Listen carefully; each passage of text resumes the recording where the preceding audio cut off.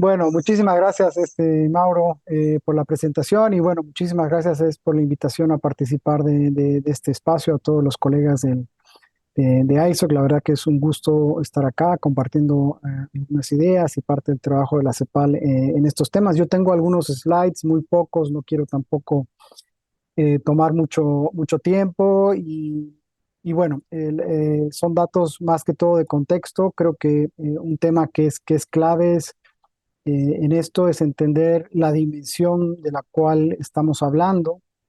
Eh, Hoy en día, las pymes en América Latina reúnen alrededor del 11% del total de las empresas y concentran cerca del 34% del empleo de la región. En el caso de Uruguay, los datos que vimos, bueno, cuando hablamos de microempresas, estamos hablando de alrededor de micro, pequeñas y medianas empresas, alrededor de 170.000 empresas, ¿no? Si lo vinculamos solamente a las pequeñas y medianas, estamos hablando alrededor de 25.000 empresas. Entonces, obviamente, creo que son cifras que son importantes tenerlas en mente cuando uno trata de diseñar algún tipo de estrategia que, bueno, pueda tener masa crítica y que pueda tener obviamente el impacto deseado en estos temas. Creo que hay un tema que es clave cuando uno habla del tema de la transformación digital de las empresas y por qué lo hacemos, por qué hablamos de transformar digitalmente las empresas y en especial las pymes. Este es un gráfico que nosotros usamos para ilustrar justamente el problema de la productividad interna en nuestros países. Es un gráfico que muestra la productividad relativa según tamaño, según la micro, la pequeña y la mediana empresa para un grupo de países de la región y algunos países de la Unión Europea. Y bueno, lo que se puede ver claramente es que cuando uno revisa, digamos, la productividad relativa de una microempresa, significa alrededor del 17% de la productividad de una grande empresa. Cuando uno revisa, digamos, obviamente, cuánto de una mediana empresa significa esto, estamos hablando del 47%. Entonces, obviamente hay una brecha de productividad interna enorme entre tamaños empresariales y cuando esto lo comparamos con, obviamente, países más avanzados, como el caso de la Unión Europea, lo que podemos ver es que esta brecha no es tan pronunciada, esta brecha no es tan grande, ¿no? Tan evidente. Con lo cual, obviamente, llama a pensar la importancia que puede tener toda la política tecnológica, toda la política de innovación, toda la política que tenga que ver justamente con factores, con variables que puedan incidir en la productividad relativa, en la productividad de las empresas por tamaño y justamente también tener, digamos, impacto en otras variables como el crecimiento, el desarrollo y la inclusión. Eh, y otro concepto que creo que es importante, estamos traer a colación también para el panel y que me pareció interesante, es obviamente reconocer el marco y los aspectos económicos y sociales de la ciberseguridad, ¿no? Es decir, muchas veces cuando uno habla de ciberseguridad siempre lo toma como un concepto más asociado a lo tecnológico, en materia de seguridad de la información, la seguridad de datos o cuando lo habla desde la perspectiva de la seguridad nacional, la ciberdefensa, el ciberespionaje, o incluso cuando lo ve desde obviamente el cumplimiento de la ley, eh, los ciberdelitos, etcétera. Pero muchas veces dejamos, digamos, de lado un poco la perspectiva económica y social que tiene también la ciberseguridad y el impacto que tiene en la generación de confianza, en la adopción de tecnologías digitales y esto obviamente como elemento transformador de todos los agentes económicos y sociales. Así que yo creo que ese es un primer elemento que es sumamente importante tener a colación. Hablar de ciberseguridad no es solamente hablar de un tema tecnológico o de seguridad nacional, sino que también tiene un aspecto económico y social. Nosotros no hace mucho hicimos también un relevamiento, un mapeo, una caracterización de los programas de digitalización de PYME, de un grupo de países de la región. Estos programas se han potenciado muchísimo también desde la pandemia, eh, pero lo que vemos es que hay una heterogeneidad importante entre los países sobre el tipo de instrumentos que están utilizando, ¿no? Para promover la digitalización empresarial y especialmente la digitalización de las pymes. Hay obviamente elementos que tienen que ver con temas de sensibilización y cultura empresarial, observatorios, sitios web especializados, son otros incentivos, servicios de apoyo, capacitación, redes de mentoría, acceso a soluciones tecnológicas, otros instrumentos que tienen que ver con todo el tema de financiamiento en materia de investigación y desarrollo, en materia de asistencia técnica. Entonces, hay un menú amplio en relación al tipo de instrumentos de política que están hoy en día usando los programas de digitalización de pymes de los países. Hay nuevamente una heterogeneidad elevada entre los países, es decir, hay países que tienen, digamos, hacen un uso más complejo de estos instrumentos, hay otros que ciertamente hay mucha oportunidad para mejorar estos programas, pero lo que sí yo creo que es sumamente importante es poder incluir dentro de estos programas de digitalización de pymes el componente de ciberseguridad y creo que no muchas veces está incluido, se lo toma en cuenta, ¿no? Incluyéndolo desde el diseño de políticas, pero también desde el acceso a cierta tecnología, también desde los temas de sensibilización y los temas de capacitación.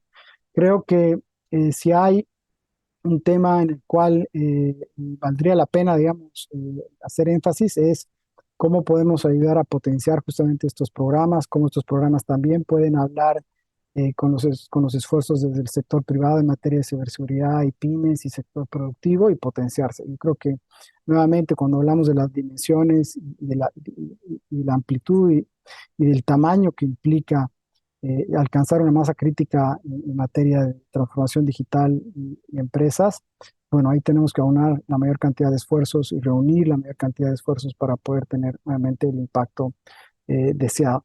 Y nuevamente creo que los ámbitos son diversos cuando uno habla de temas de ciberseguridad y temas de políticas.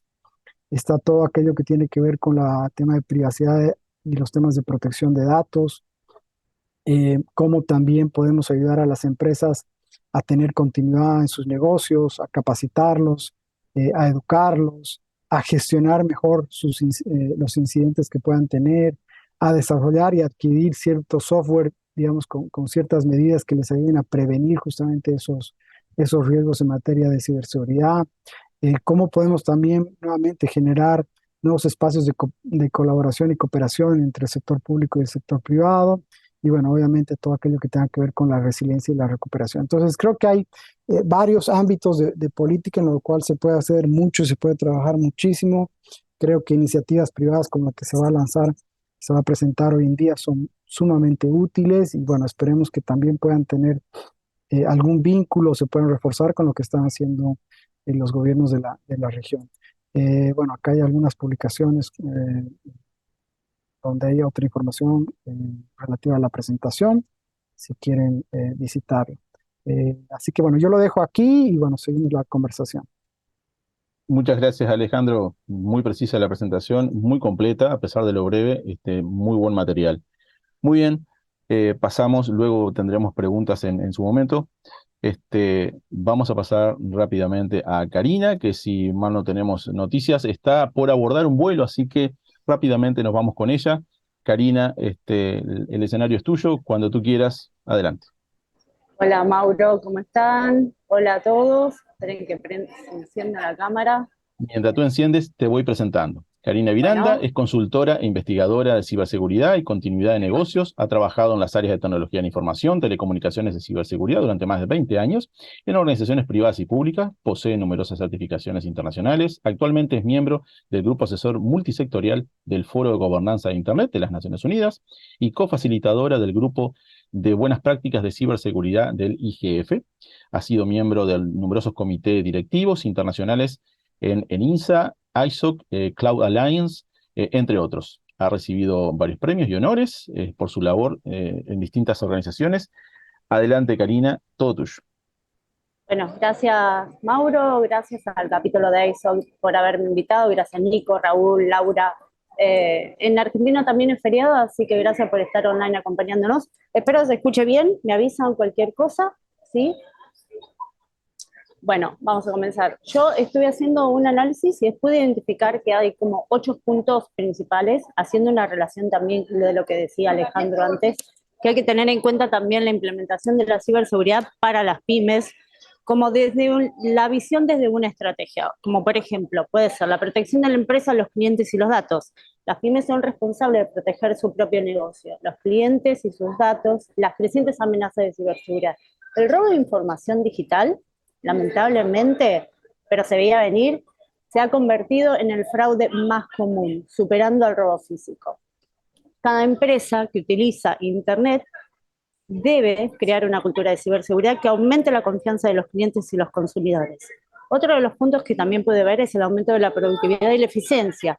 El uso de Internet y las tecnologías son factores poderosos, ¿sí? Para que las pymes lleguen a nuevos mercados, aumente su productividad y su eficiencia.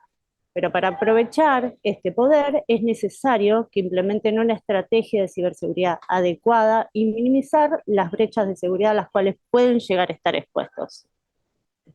Otro de los puntos estratégicos es que, bueno, implementar una ciberseguridad, ¿por qué?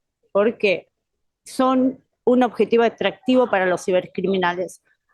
Aunque vemos en las noticias que las grandes empresas suelen ser el foco de los titulares de las noticias, no nos enteramos lo que pasa en las pymes, ¿sí? Pero sí, cada vez más es el incremento de que sí son atacadas. Y esto puede llegar a estar más expuestas. Cumplimiento de regulaciones, compliance, porque muchas industrias tienen regulaciones específicas según la industria, según el área, y las pymes no están incluidas. Tienen que cumplir exactamente como las cumplen las grandes empresas. Entonces, aplicando marco de seguridad o ciberseguridad, pueden estar cumpliendo en todo lo que es regulación. Protección de cadena de valor. ¿Por qué? Porque estas suelen estar conectadas a qué? A algo más amplio, que incluye proveedores, que incluye socios, que incluyen clientes. Una brecha de seguridad en una pyme suele comprometer toda la cadena de valor, lo que hace que la implementación de controles sea crucial para proteger el negocio en sí y los posibles socios comerciales en un futuro. Mejora de confianza en el cliente. Si yo estoy asociada con una pyme y mejora la implementación de seguridad, seguramente voy a sentirme como un poco más segura, ¿sí? Esto puede contribuir a una mayor retención de clientes y a un crecimiento empresarial a mediano y o largo plazo. Bueno, estos son los puntos que yo encontré relacionados entre el enfoque del negocio y la ciberseguridad para las pymes y por qué implementar medidas de ciberseguridad a nivel internacional. Ahora vamos a ver un poco, las pymes, ¿están expuestas realmente? Bueno, las estadísticas dicen que sí, que a nivel internacional y a nivel América Latina y el Caribe no somos la excepción. Se registran aproximadamente 137.000 millones de intentos de ataques en el primer semestre del 2022. Desde mi punto de vista particular, las pymes sí son un foco o están potencialmente más expuestas.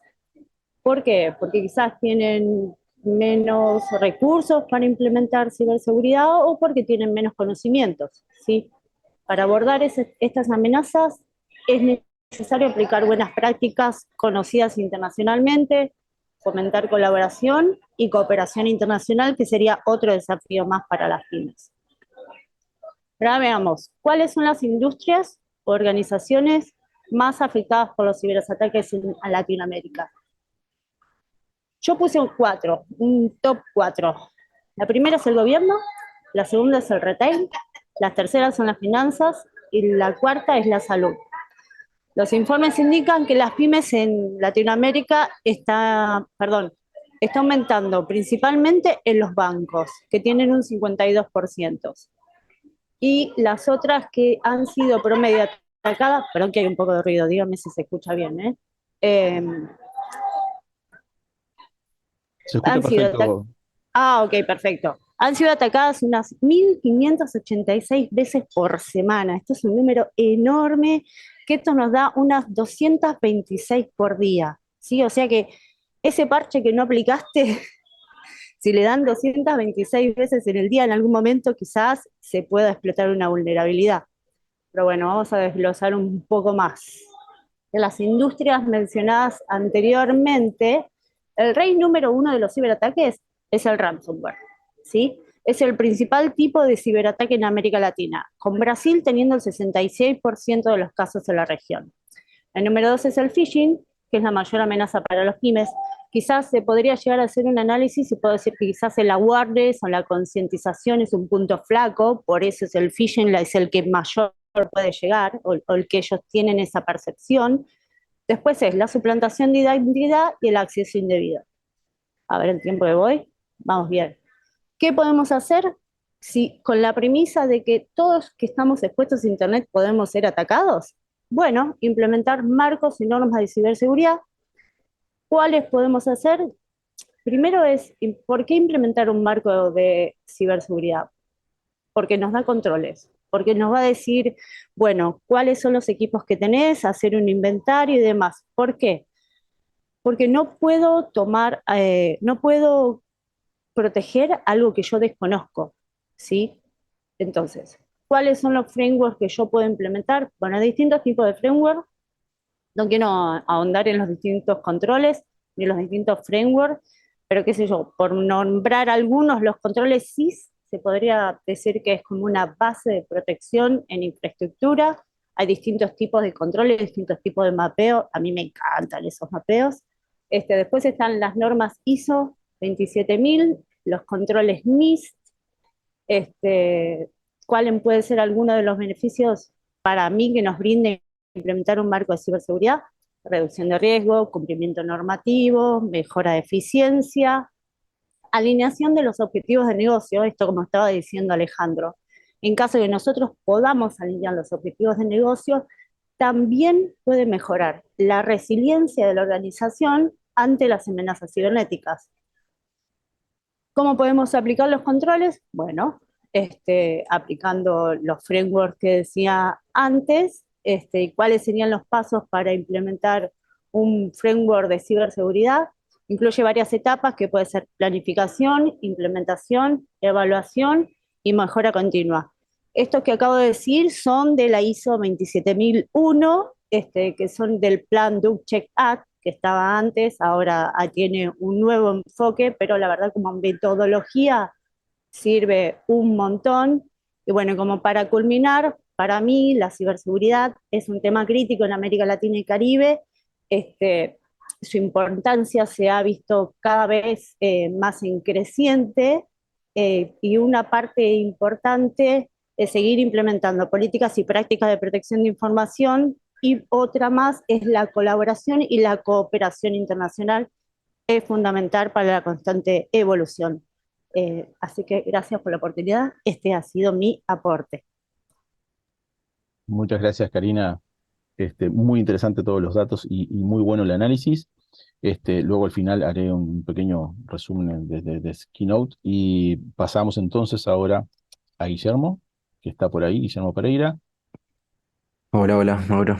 Perfecto. Bien, mientras te voy presentando, te preparás. Guillermo Sí. Pereira, entonces, analista de seguridad del CECIR, del ACNIC, cuya misión es llevar a cabo las funciones de coordinación necesarias para el fortalecimiento de las capacidades de respuesta a incidentes de seguridad vinculados con los recursos de Internet en América Latina y el Caribe. Guillermo tiene la certificación del CERT, del Incident Response Process Professional, del Instituto de Ingeniería de Software 6 de la Universidad de Carnegie Mellon. Así que, Guillermo, adelante cuando quieras. Bueno, gracias, Mauro. Gracias al capítulo de ISOC por la oportunidad. Tengo la conexión, estoy en casa, tengo la conexión un poco inestable. Si veo que se tranca, apago el video. Bueno, como comentabas vos, Mauro, trabajo en el equipo de respuesta del ACNIC y tenemos como comunidad objetivo los miembros del ACNIC, que son más de 12.000. La mayoría también son pymes que, bueno, no tenemos autoridad en las redes de estos asociados del ACNIC, pero colaboramos en lo que podemos y tenemos esa función de coordinar cuando una organización tiene algún incidente con alguna otra. hacemos de proxy para mediar si tienen algún problema entre ellos o hacer algún apoyo con el problema. Esto lo traigo a colación porque, bueno, la mayoría de los reportes que recibimos, ya sea de terceros o de las mismas asociados, eh, son de phishing o malware alojado en el asociado, que esta empresa, esta pyme, o esta organización está o atacando o está alojando este tipo de malware, que, bueno, por lo general es una página web phishing o enviando spam, haciéndose pasar por alguna otra. Bueno, eso es lo que más recibimos, ¿no? Y el reporte de ingeniería social atacando una u otra organización. Y bueno, también tenemos algunos proyectos proactivos que es detección y notificación de malware, ya sea de que nos reportan un tercero o tenemos una red de sensores que recolecta malware. Y por lo que bien vemos continuamente, estos malware provienen, ya sean, están realizados, diseñados para enviar spam o para realizar estas ingenierías sociales. Y estos malware, eh, por lo general, el vector de ataque, el vector por donde entran a las organizaciones es ya sea por correo electrónico con un adjunto o directamente vulnerando algún software, alguna página web, algún servicio vulnerable de esta organización. Y también dentro de estos proyectos que tenemos, detectamos miles de sitios o servicios que están expuestos con versiones vulnerables. Todo esto tratamos de notificar a las organizaciones, pero también nos sugiere que los incidentes en mayor medida son por ingeniería social y por sitios web con versiones vulnerables. Tratamos de notificarlos tenemos varias vías para notificar a estas organizaciones, pero lo que quería recalcar hoy es que, bueno, es eso, ¿no? Como venían hablando los anteriores compañeros, capaz que es la falta de concientización interna en las organizaciones, ¿no?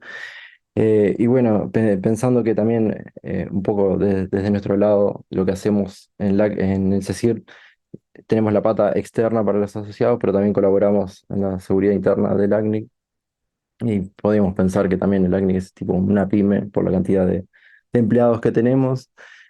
Eh, bueno, pensamos que a nivel organizacional es necesario detectar estos procesos críticos, ¿no? Y estos activos críticos en los cuales debemos proteger, tener esas políticas y también que los empleados, ¿no? Los del staff esté consciente de estas políticas, capacitarlos, que sepan las buenas prácticas y lo que sugiere, lo que la organización quiere, ¿no? Mediante esas políticas.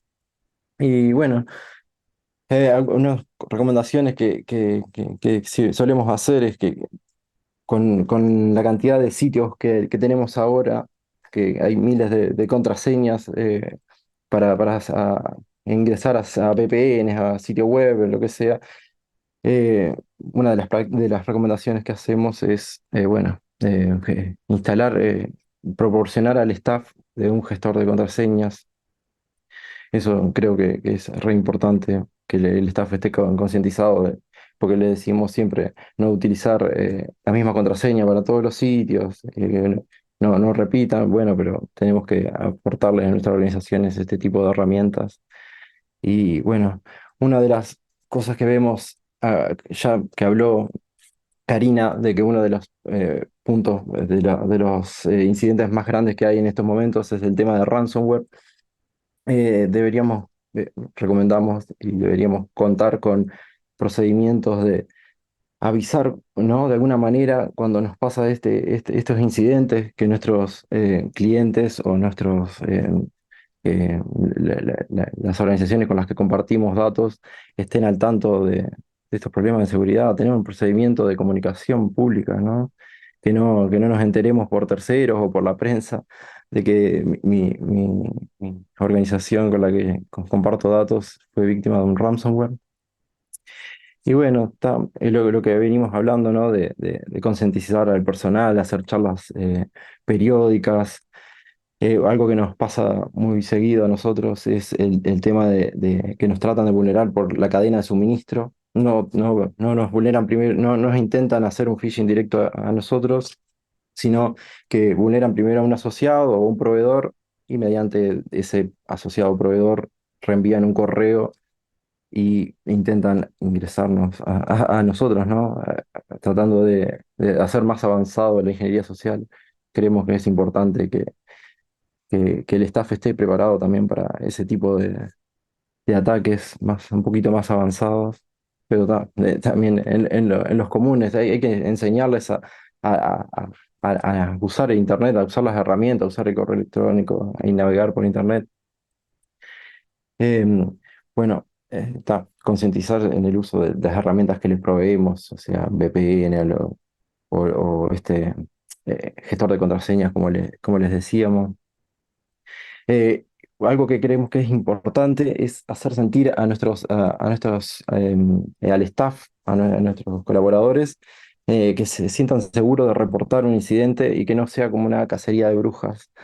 Eso es algo que hemos escuchado, eh, capaz que el staff hay que ponernos a pensar si nuestros colaboradores no tienen miedo de que, bueno, claro, todos podemos errarles y caer en un phishing.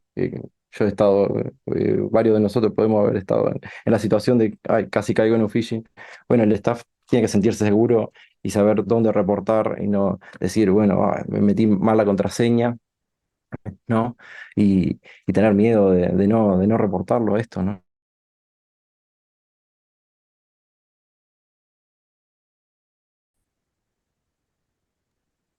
Hola, Gracias, Alejandro. hola, Perfecto. Te escuchamos hola, perfecto. se perdió. Te perdemos por momentos, te Hola. perdíamos, pero No, escuchamos todo sí, muy bien. sí, Pero tengo escuchamos todo mal. muy bien. Ah, bien, bien. Tengo mal la conexión, disculpe. No, por favor. Muchas gracias, Eh, Guillermo. bien. ¿Algo más para agregar? No, no, creo que va por ahí. Bueno, muy bien. Gracias. Voy a hacer un breve resumen, gracias a los tres expositores, un breve resumen de algunas menciones que hacían de cada uno de ellos, algunas notas que tomé que me parecen relevantes de Alejandro.